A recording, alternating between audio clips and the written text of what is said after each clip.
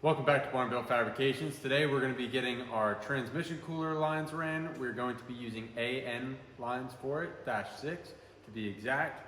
And we're also going to be using Banjo fittings on our 4L80E transmission. Let's go ahead and get to work. From the factory, the 4L80E transmission for the cooler lines, they have hard lines and they're these snap lock type fittings. We are going to be getting rid of those and going to these Banjo style fittings, and you'll see they're a little bit different. The shorter one is on the front of the transmission and is the feed to the cooler, and then the one with the longer stub to it is the one that goes on the back and is the return line going back into the transmission from the cooler.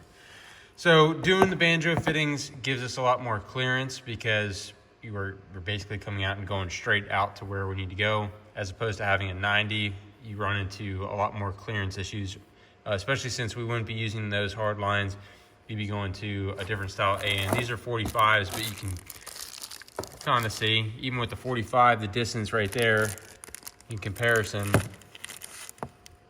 big difference. So these are gonna be a lot easier to work with and route, and that's what we're gonna go with. So we'll get our lengths made up and checked out, and then we'll get the ends put on, and then we'll get the thing routed in.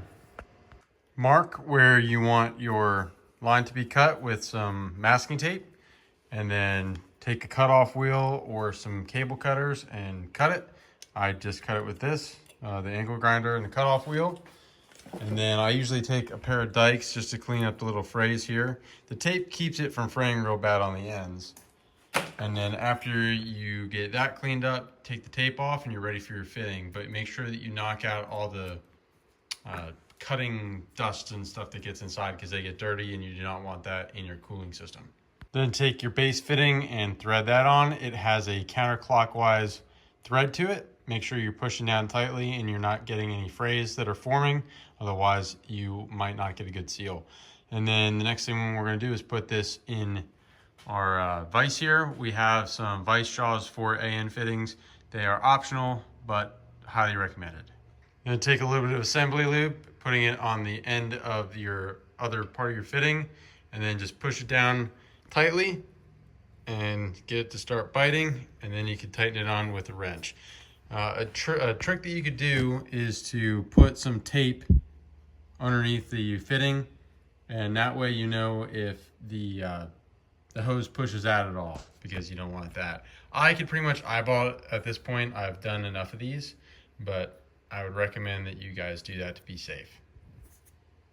I got my lines ran. I ended up running my trans cooler, putting it on, as well as the evap for the vintage air, just because I needed to mount the trans cooler. I didn't want to just kind of guess where these lines are going to be, like the length, and then have them be too long or too short. So got all that mounted up, but got these tightened in, laid them out. I like the way they're laid out. I think that's pretty clean. And then I went inside the frame rail to come in through here. I looped back out and dropped over and down. I'll tidy this up here. Probably put some spacer clamps on there. And then we come around, go above the starter. That way we stay out of the way of any kind of moving parts and away from the exhaust. This will get brought up here. We'll stay out of the way of any of that stuff. And then I just want to show you, before I screwed it in, our Banjo fitting here.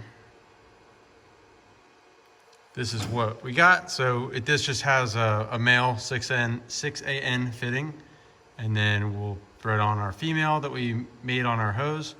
And then with these bolts, the Banjo bolts, you have two washers and they're different. So the larger of the two is going to go on closer to the head because there's a shoulder on the bolt, and the smaller is going to come here.